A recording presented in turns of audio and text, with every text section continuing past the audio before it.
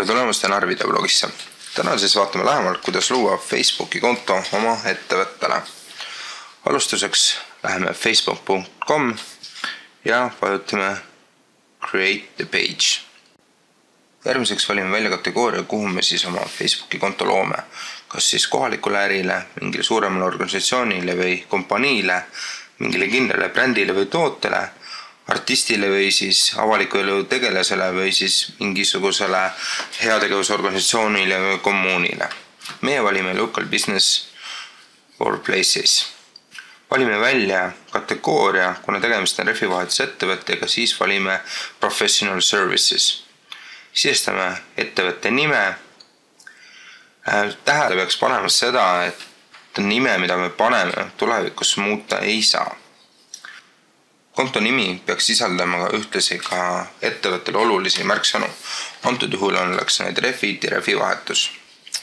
Järgmise sammuna sisestame sisse siis ettevõtte kontaktandmed ehk siis aadressi, linna, kus me asume ja postiindeksi. Ja ühtlasi ka paneme sisse üldtelefoni. Seejärel vajutame I agree to Facebook pages and terms and get started. Sisestame Facebooki poolt määratud turvakoodi. Võrreldes Google omadega on need palju loetavamad. Ja submit. Kui meil ei ole isiklikku Facebooki kontot, siis sisestame siia oma isikliku emaili aadressi, mida kasutame, passwordi, mida hakkame kasutama enda sünnikuupäeva ja siis ühtlasi ka selle Facebooki turvakoodi.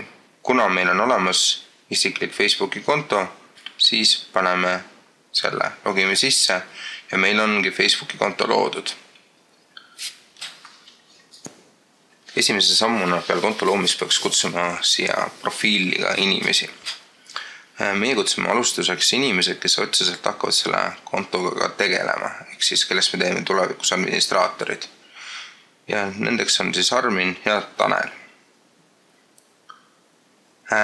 Uue konto loomisel peakski ennem välja mõtlema, kes on need inimesed ja ettevõtted, kes sellega tegelema hakkavad, et siis nemad saaksid samuti sellega liituda ja hakata lehehaldusega tegelema.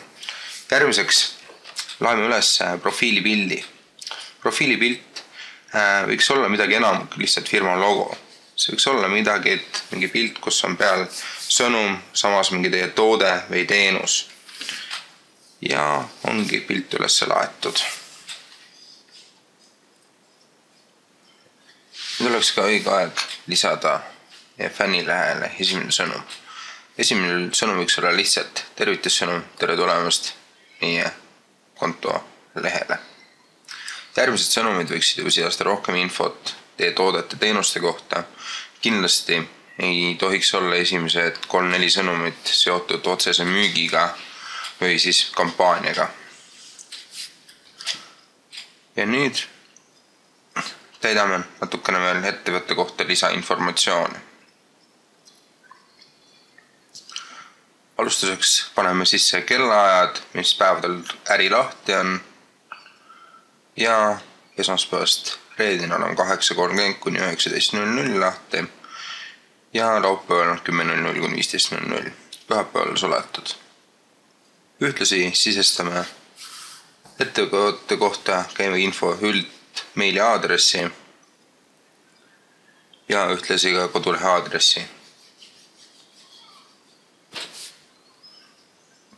Kui oleme lõpetanud info sisestamise, siis paneme salvesta muudatused ja läheme tagasi profiililehele. Vaatame, palju meil on siis fänne juurde tulnud selle 3 minutiga, mis me teinud, mitte kedagi peale minu enda. Ootame natukene aega ja vaatame, kes siin on fänniks tulnud ja Armin ja Tanel on lõpuks meiega ühinenud. Ja kuna me kutsusime Armin ja Tanel kindla eesmärgiga teha neist administraatorid, siis teeme neist administraatorid. Administraatoriks tegemise juures peaks ühte olulist asja meeles pidama.